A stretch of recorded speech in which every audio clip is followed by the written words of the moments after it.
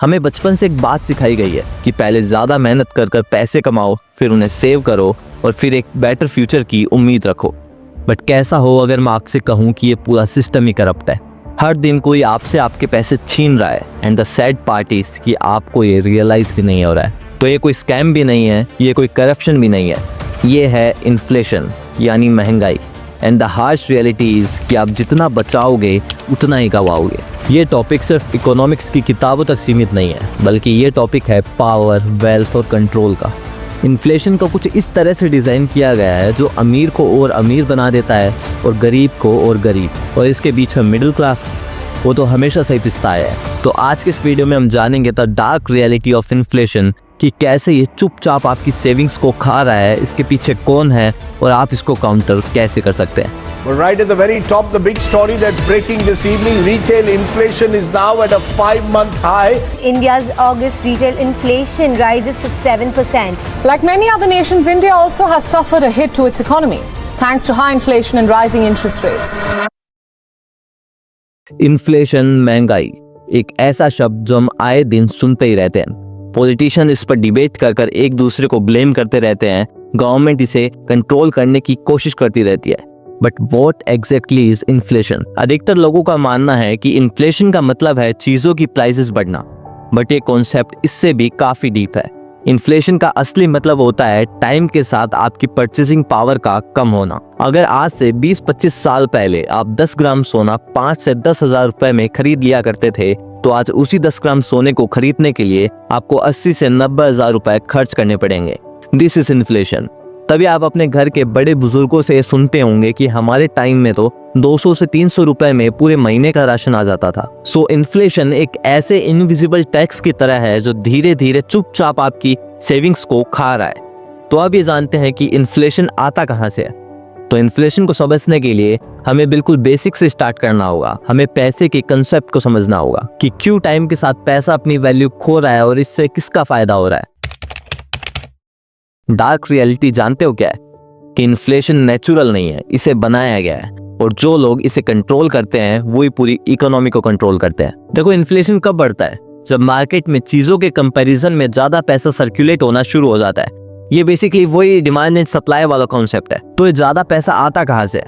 तो ये आता है सेंट्रल बैंक्स और गवर्नमेंट से, जो अपनी इकोनॉमीज को बूस्ट देने के लिए ज्यादा पैसा छापना शुरू कर देती है। बट एट द एंड इससे उनकी करेंसी ही डीवैल्यू होती है। खैर, इस टॉपिक के बारे में यहाँ पर ज्यादा चर्चा नहीं करेंगे क्योंकि इसके ऊपर मैंने एक डिटेल वीडियो बनाया है, लिंक आई बटन में गिवन है, आप इस वीडियो के बाद उसे भी चेकआउट कर सकते हैं। सो कोरोना के टाइम पर भी दुनिया भर की सरकारों ने ट्रिलियंस ऑफ नोट्स छापे थे ताकि उनकी डूबती इकोनॉमी को बचाया जा सके। हालांकि इससे उन्हें शॉर्ट टर्म रिलीफ तो मिला, बट एट द एंड उनकी इन्फ्लेशन काफी ज्यादा बढ़ गई थी और गवर्नमेंट के इस कदम का भुगतान आम आदमी को ग्रोसरी स्टोर से लेकर पेट्रोल पंप तक हर जगह करना पड़ा। अब मैं आपको एक ऐसी चीज बताता हूँ जो शायद अभी तक आपको किसी ने नहीं बताई होगी। इन्फ्लेशन गवर्नमेंट्स के लिए बेनिफिशियल होती है। जी हाँ, क्योंकि इससे उनके रियल कर्ज की वैल्यू कम हो जाती है। जैसे मान लो उन्होंने आज किसी से कर्जा लिया है जिसे वो कल रीपे करेंगे, बट आज के मुकाबले कल इनकी करेंसी की वैल्यू तो कम हो जाएगी ना।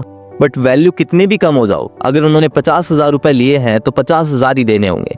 तो इससे आपकी तो परचेसिंग पावर कम होती है, बट एट द एंड इनका कर्ज सस्ता हो जाता है।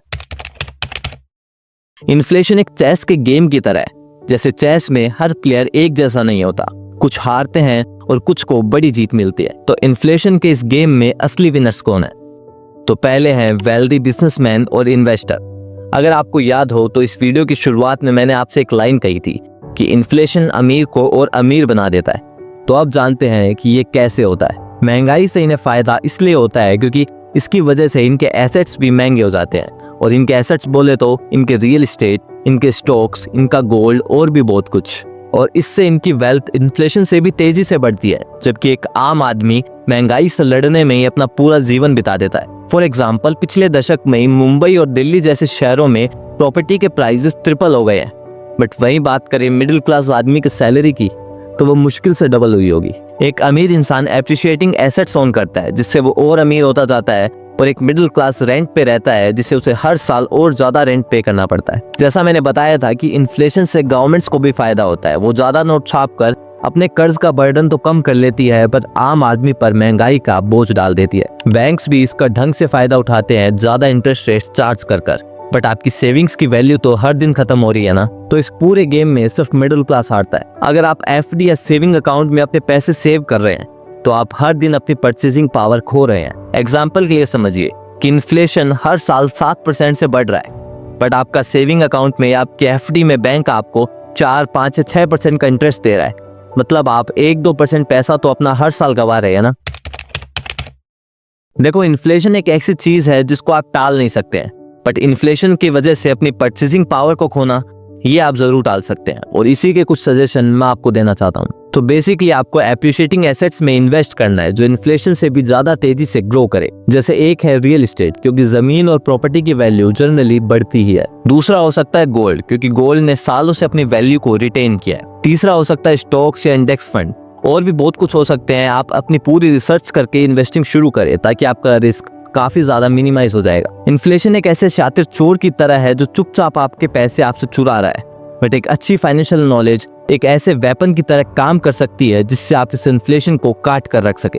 और क्योंकि अब आप इन्फ्लेशन के इस कॉन्सेप्ट को समझ चुके हैं तो अब आपको विक्टिम नहीं एक विनर बनना है। तो अगर इस वीडियो से आपको कोई वैल्यू या कोई नया पर्सपेक्टिव मिला तो इसे लाइक करके चैनल को सब्सक्राइब भी कर लीजिए, क्योंकि अभी काफी सारा valuable content on the way है। See you in the next one. Thank you very much.